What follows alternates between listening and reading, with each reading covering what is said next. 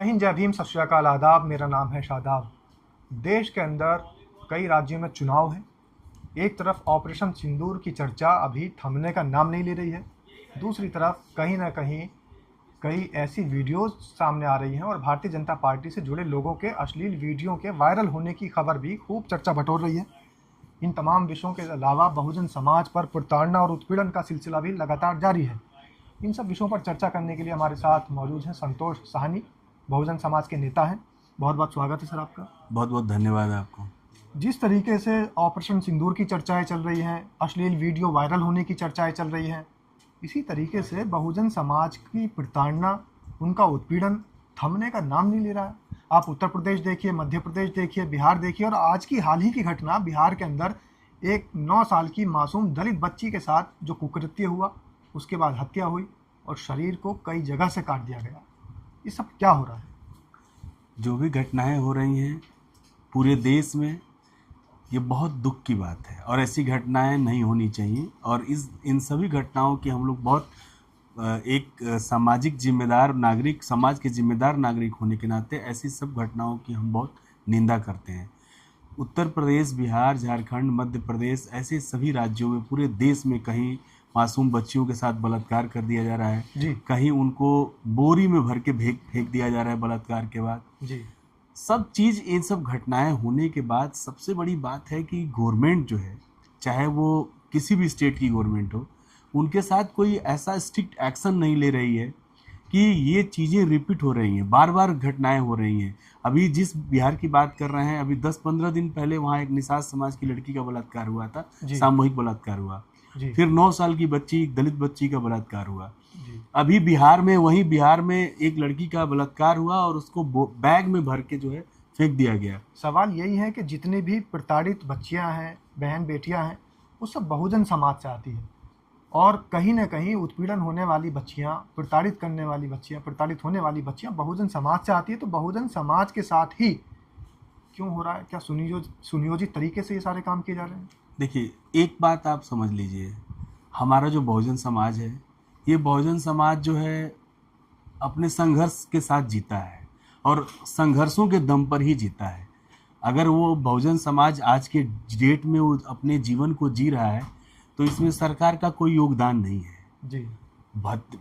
भले ही प्रधानमंत्री Narendra Modi ji, BJP government, चाहे कोई भी गवर्नमेंट जो है दुनिया भर की योजनाएं लॉन्च करती है कि घर दे दिया, आवास दे दिया, शौचालय दे दिया, लेकिन आज के डेट में जो सबसे मेन चीज़ है, उनके पास खाने के लिए, रोजगार की कोई चीज़ नहीं है। इसलिए मेहनत, खाने से ज्यादा सुरक्षा की चिंता हो रही है। मैं बता रहा हूँ, इसलिए मेहनत मजदूरी करने के लिए हमारा समाज बाहर निकलता है जी।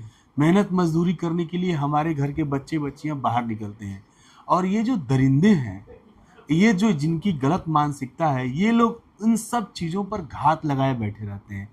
जो बिहार की घटना हुई है, वो लड़की मजदूरी करने के लिए अपने पिता के साथ गई थी जी। और ऐसे मजदूरी करने, मेहनत करने जो बच्चियां खेतों में जाती हैं, मजदूरी करने अपने पिताजी के साथ जाती हैं, अकेले भी जाती हैं, सड़कों पे उठा लेते हैं। और ये करने वाले लोग, इनके हौसले, इन सभी गवर्नमेंट के लॉ एंड ऑर्डर इतना खराब है कि इनके हौसले इतने बढ़े हुए हैं। एक आदमी रेप का जो उसको बेल मिलता है, जिसको रेप की सजा हुई रहती है, उसको कोर्ट से बेल मिलता है और वो आदमी जो है सनरूफ खोल के और रोड शो करते हुए घर जाता है। ये बीजेपी गवर्नमेंट के लोगों को नहीं दिखता है क्या? ये सरकार को नहीं दिखता है? कौन सा ऐसा उसको, ऐसा कैसा सुशासन है? ऐसा कैसे सुशासन है? ऐसे कैसे लोग हैं? आप उसको जो है रोड शो करने की अनुमति दे रहे हो, 100 गाड़ियों का काफिला लेके, जैसे लग रहा है कि वो कहीं से कोई युद्ध बड़ा जीत कर आया है, कोई मेडल जीत कर आया है। तो जब तक ऐसे कृत्य होते रहेंगे और ऐसे लोगों को सरकार बढ़ावा देती रहेगी, और बढ़ावा देने की भी बात क्या है जी, 80% समस्याएं तो सरकार के लोग ही कर रहे हैं।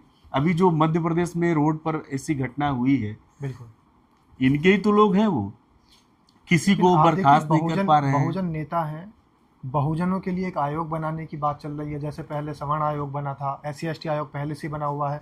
तो इन सब आयोगों के बनाने से कोई फायदे हो रहे हैं? प्रताड़ना, उत्पीड़न, ये सब तो घटता हुआ नजर ही नहीं आ रहा है। देखिए, आयोग का काम क्या होता है? आयोग, किसी भी SC/ST आयोग है, किसी भी आयोग का काम ये होता है कि आयोग उस कम्युनिटी की, उस सब कम्युनिटी की पूरी हिस्ट्री निकालता है, उनकी फाइनेंशियल कंडीशन क्या है, उनकी पॉलिटिकल कंडीशन क्या है, उनकी क्या क्या समस्याएं हैं, क्या चीज़ें गवर्नमेंट की। समस्याओं के समाधान के लिए, हाँ, उनके उत्थान वो के लिए आयोग बनाए जाते हैं। आयोग रिपोर्ट बनाता है और वो बिल्कुल। रिपोर्ट आयोग की जो है सरकार के पास जाती है। सरकार की एक बॉडी होती है आयोग, और वो आयोग काम करता है और वो रिपोर्ट जो है लेकिन आपको गवर्नमेंट को क्या लग देता रहा है। है कि आयोग, एससी एसटी आयोग पहले से बना हुआ है, क्या आयोग सही आंकड़े दे पा रहा है सरकार को? जितना देखिए, एक उत्पीड़न, चीज जितनी प्रताड़ना, जितने बलात्कार, जितनी मैं हत्याएं हो रही हैं। मैं आपको एक बात बताता हूँ, जी। बहुत साफ बात है। किसी भी, कोई भी आयोग गठित कर दीजिए, कोई भी प्रावधान कर दीजिए, जब तक कुकृत करने वाले लोगों के साथ सख्ती से पेश नहीं आएगी सरकार, तब तक किसी आयोग के गठन से कोई भी सामाजिक बदलाव नहीं आ सकता है। नहीं तो बहुत सारे आयोग हैं, एसटी एसटी आयोग, एससी एसटी आयोग तो है ना, पहले से ही है। क्या उस आयोग ने जितनी रिपोर्ट दी सरकार को, मैं उस आयोग की कमी नहीं मानता हूँ। उस आयोग ने जितनी रिकमेंडेशन की है गवर्नमेंट को, एडवाइजरी गवर्नमेंट की तरफ से कोई उस पर बिल्कुल। काम आया? अगर आयोग बोलता है कि इनको ये चीज आप मुहैया कराइए, इनको रोजगार दीजिए, या इनके इनका एजुकेशन, उत्थान होना हाँ चाहिए, इनका इनके सशक्तिकरण के लिए काम होना सशक्तिकरण के चाहिए। लिए काम होना चाहिए, बहुत सारी स्कीम होती है गवर्नमेंट की, आयोग जो बताता है उसके हिसाब से ये लोग स्कीम बनाते हैं। किसी भी आयोग के रिकमेंडेशन पर कौन सी स्कीम एससी एसटी के लिए लगा दी गई है जिससे हम कहते हैं वो स्कीम मत लगाओ, इनको सिर्फ आप एजुकेशन, इनको रोजगार और इनको सुरक्षित तो जीने तो दो कम से कम। चलिए, तो रोजगार सुरक्षा की आप मांग कर रहे हैं, रोजगार की आप मांग कर रहे हैं, सशक्तिकरण की आप मांग कर रहे हैं, ये तो हो सकता है कि सरकार को देने में कठिनाई आ रही हो, लेकिन बाबा साहब की प्रतिमा लगाने में कौन सी समस्या आ रही है? आप देखिए, ग्वालियर हाईकोर्ट का मामला अभी अधर में लटका हुआ है। तो आखिर बाबा साहब जो है वो तो सामाजिक न्याय के मसीहा माने जाते हैं, बहुजनों के नेता हैं, फिर क्यों परहेज है उनकी मूर्ति से? देखिए, आप एक चीज समझ लीजिए, ये सरकार में आपके जितने भी प्रतीक हैं, उन सभी प्रतीकों से को ये चाहती नहीं है कि आपके कोई प्रतीक जो है बाहर आए। बाबा साहब की मूर्ति के साथ छेड़छाड़ करना ये कोई पहली बार नहीं है, बहुत बार इन लोगों ने ऐसा काम किया है। लेकिन समस्या ये है तो कि इनकी मंशा क्या है? इनकी बाबा मंशा, साहब भीमराव अम्बेडकर की मूर्तियों के साथ छेड़छाड़, उनके स्मारकों के साथ छेड़छाड़। इनकी मंशा सिर्फ यही है कि आपके उत्साह और आपके हौसले को पस्त करना। लेकिन बहुजन कभी न आज तक पस्त हुआ है, और न ही बहुजन अपने नायकों के साथ जो ये लोग खिलवाड़ कर रहे हैं उसको बर्दाश्त भी नहीं करेगा। जब जब ऐसा इन लोगों ने किया है तब तब इनको मुंहतोड़ जवाब भी मिला है। मुंह तोड़ जवाब देने की आप बात कर रहे हैं, अगर बहुजनों के साथ इसी तरीके से उत्पीड़न होता रहेगा, उनकी प्रताड़ना होती रहेगी, दलित और ज़्यादा दले जाते रहेंगे, शोषित को और ज़्यादा शोषण होता रहेगा, तो फिर आपका क्या कदम होगा? बहुजन समाज के नेता क्या कदम उठाएंगे? बहुजन समाज के लोगों से क्या अपील करना चाहते हैं आप? देखिए, इंडिया अलायंस जो बना है, आप एक चीज़ समझिएगा कि अभी जो पहले की कांग्रेस थी, मैं कांग्रेस पार्टी का तो नहीं हूँ, बिल्कुल मैं विकासशील इंसान पार्टी का कार्यकर्ता हूँ, बहुजन नेता हैं। बहुजन की मैं बात जरूर करता हूँ। जी। पहले वाली कांग्रेस नहीं रहेगी। अभी आज के समय में देखिए, राहुल गांधी जी की मैं बात कर रहा हूँ, हम इंडिया अलायंस में हैं और राहुल गांधी जी साफ साफ इस बात को अपने नेताओं को भी बोल रहे हैं। जी। मैं आपकी बात पर आता हूँ, अपने नेताओं को बोल रहे हैं कि आप दलित, एससी एसटी, ओबीसी के साथ साथ आप जो ये मुस्लिम माइनॉरिटी की भी बात करिए। जी। और अगर इतनी बड़ी पार्टी का लीडर को ये बात बोल रहा है तो उनके बातों से ये संकेत जा रहा है कि कहीं ना कहीं वो सारे बहुजन समाज के लोगों को इकट्ठा करने का प्रयास कर रहे हैं। जी। और अगर उनके इस प्रयास को, उनके इस बात को अन्य पार्टियों के नेता, जैसे किसी भी अन्य पार्टी के नेता जो इंडिया अलायंस में हैं, उस पर काम करते हैं लोग, तो हम अगर बहुजन के सारे नेता एक मंच पर आते हैं तो इनको एक बहुत बड़ा झटका दिया जा सकता है। बहुजन समाज के जितने नेता हैं उनको एक लाइन में आना होगा, एक ही पार्टी का समर्थन करना होगा, एकजुट होना होगा। वही फिर बाबा साहेब भीमराव अम्बेडकर के 3 मंत्र, शिक्षित बनो, संगठित रहो और संघर्ष करो। संगठित होना पड़ेगा और संघर्ष भी करना ही होगा।